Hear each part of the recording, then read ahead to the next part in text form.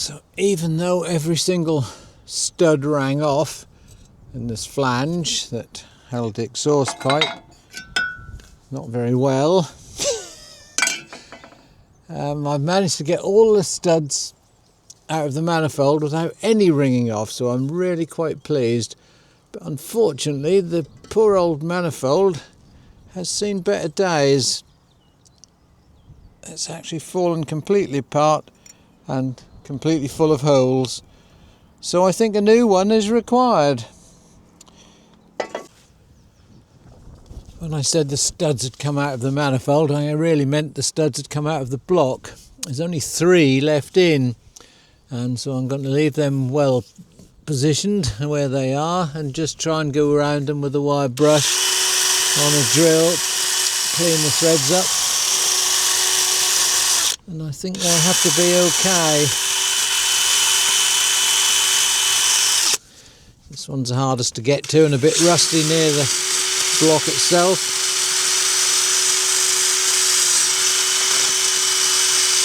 But it's good enough to keep going, and I'll go and do the other ones in the vise.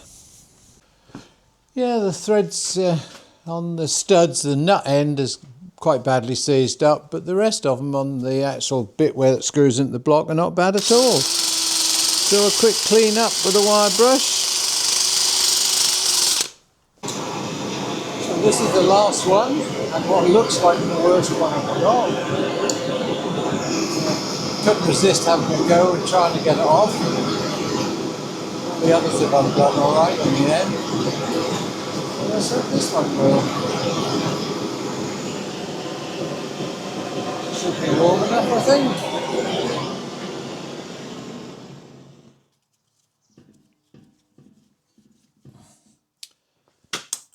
Really must get some oxygen. It'll heat it so much quicker then. Anyway, let's try and turn it downwards. Yes, it's gone easily. That's good. Should be able to wind it right off and clean it with a brush now. Yeah, a little bit of heat makes all the difference. Some of the threads are a little bit suspect beyond where the nut was, so I think that's just worth running a die down them. These studs are different threads each end. The top end, or the outside end where the nut goes, is 3/16, no it isn't, 3/8, beg your pardon, UNF, and the bit where it goes into the block is a more coarse thread, which is 3/8 UNC. But if I want to put them in properly with 2 nuts and get the studs right in, then I need the threads good all the way down. Finally, just running a tap down the nuts. Some of the threads on them are not brilliant. Well, great excitement. The new manifold has arrived. I only ordered it yesterday afternoon and it's here quite early this morning. Goodness me, it's heavy. Let's hope it's the same as the old one, but not quite so rusty.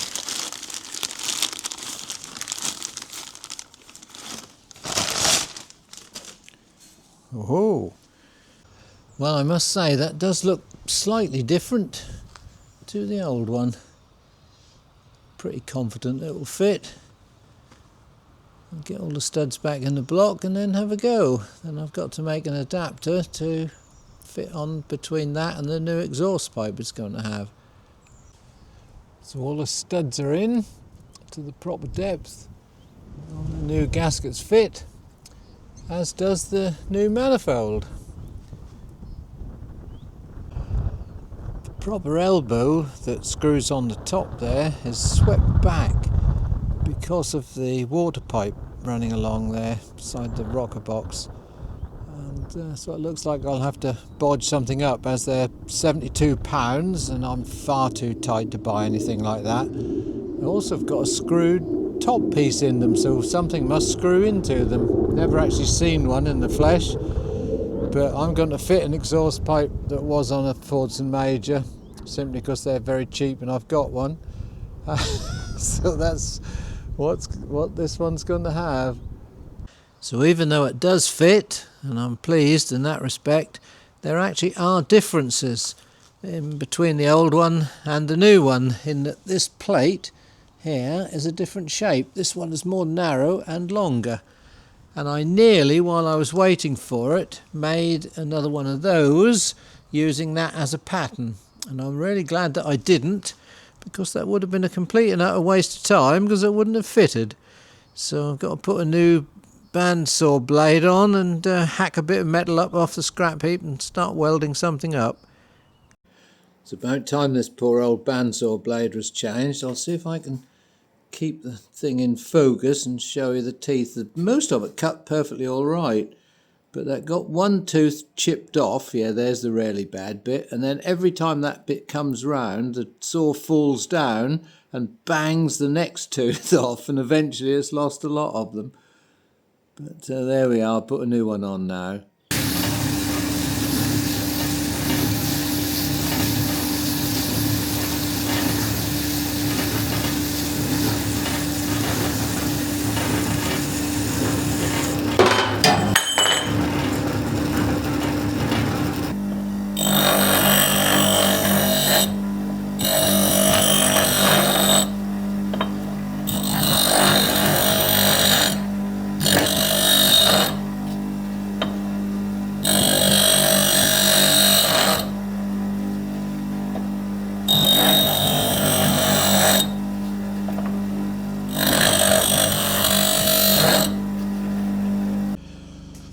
Well, this is not a very accurate way of drilling the holes in the plate, but hopefully for this job that should be good enough. Just eyeing it up and making sure the gasket will go through it all. I've drilled 3 holes, 1 more to go. And that looks just about good enough, I think.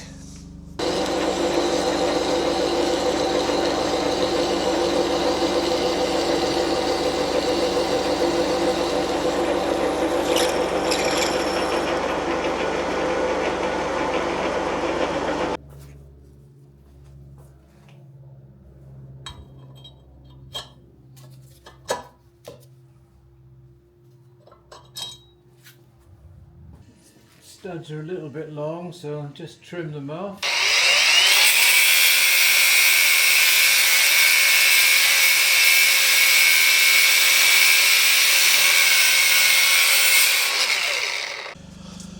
Just put a little chamfer on the end to make them look a bit neater. And also the nut will go on easier, hopefully.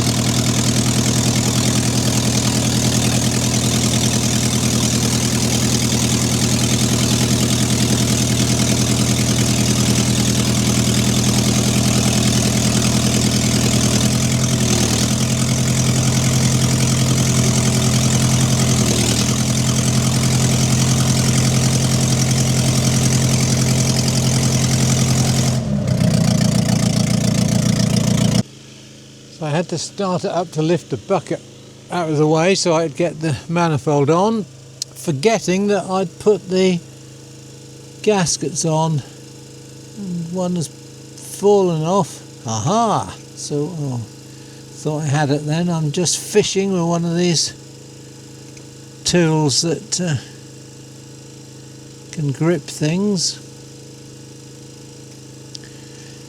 But it doesn't look like it wants to grip this, unfortunately. No, I have to try a magnet. Hopefully they are magnetic. We'll soon see. Down there amongst a load of rubbish. Yeah, that's got it. But will it stay there?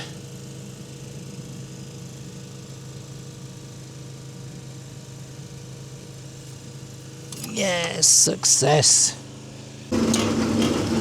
So we're just about to cut a piece of exhaust pipe on an angle, so hopefully that will stay upright when it's on the tractor.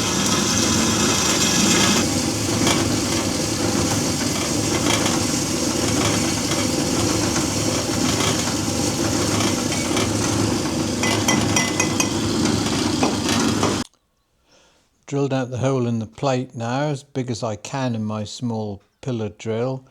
I think 23mm the hole is, which is the biggest size that a Morse 2 taper that will hold with a Morse 2 taper. So I thought the easiest way is to do it in the lathe. Unfortunately, the lathe's got the wrong chuck in. It's got a 3-jaw and it needs an independent 4-jaw to be able to grip a peculiar shaped piece of metal.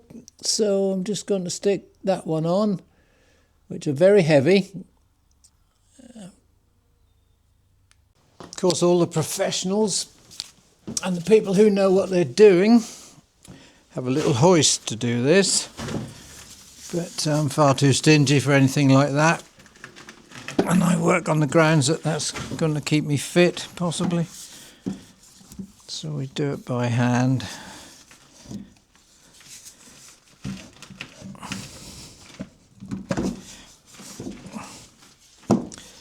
Not too bad. Chuck's held on by a ring that goes around there with the keyhole shaped holes in it, if that makes sense, and then these nuts bolt up to keep it right tight. So then it's just a matter of nipping up these 4 nuts. It pulls it all onto the taper, and hopefully it should run true.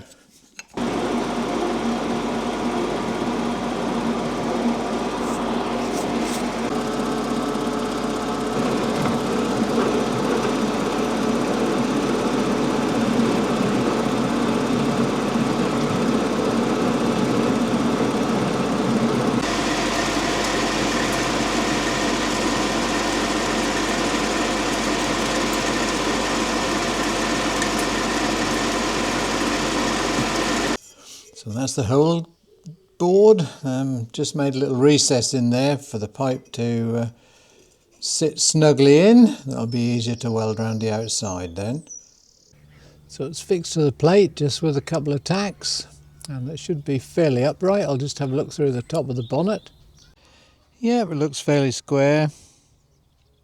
So all there is left to do now is chop off the flange off the end of that piece of rusty pipe and off the end of that one, and then weld one onto my new pipe and one onto the new bit of silencer. Bolt it together and we should be finished. So this is over the top, bordering on the ridiculous, but I'm just cutting the weld off the flange with a lathe so it's all nice and level. Anyone else would just do it with an angle grinder.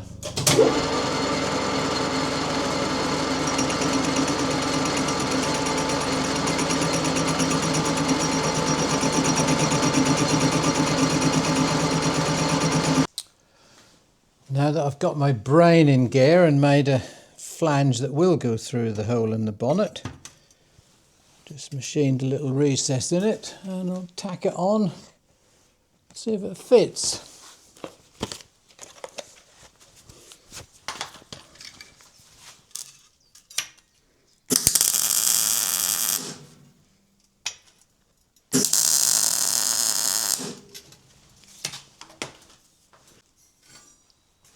That's a bit more like it. It's only just propped there. There's no bolts in that top flange, but at least the exhaust pipe does look reasonably upright and actually appears through the middle of the hole in the bonnet.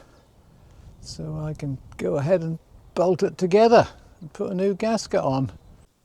All welded together, and I made my usual mistake of welding it right round and warping the plate, so I've just had to put it in the press and straighten it, but nevertheless that should hold, I think. So finished at last. At least the exhaust pipe is finished. Nice to see smoke coming out of the end of it and not out of the engine. Did have one issue, this breather. I'd forgotten to put the breather pipe on, and there was all smoke coming out of the rocket cover, so the engine breathes like mad and causes smoke, and that wouldn't fit with a new manifold, so I've had to alter the brackets and one thing and another to just reroute it, but I'll park the old thing up now. If anyone's wondering how you drive these old things and how you steer them, this is one with a torque converter rather than a manual gearbox, so this is just simply forwards and backwards. To steer it, these are the steering clutches. They disconnect the drive to the left-hand track, and that one disconnects it to the right-hand track. That's the throttle. You set that to how you want, and you use the decelerator with your foot to slow it down. This side's all the hydraulics, bucket up and down, side to side, etc, etc. This one's to open the clam, and it's as simple as that. So just put it in forward gear, select the throttle, and off we go. A huge ray of knots. I think I'll call it the end there and just have this video about the Drott Exhaust. I was going to put another bit in. We used one of the old Nuffields with a pressure washer on the other day because we had an emergency. My daughter-in-law's gym had the drains blocked. But you'll have to hide your wait with your excitement for that one till the next video. And I'm also taking a whacker plate apart. Anyway, thanks for watching. Your assessment of exactly what's going on. Very difficult in the statement from the nations or from Ocean Infinity, but the Ministry of Transport. Hello, R2.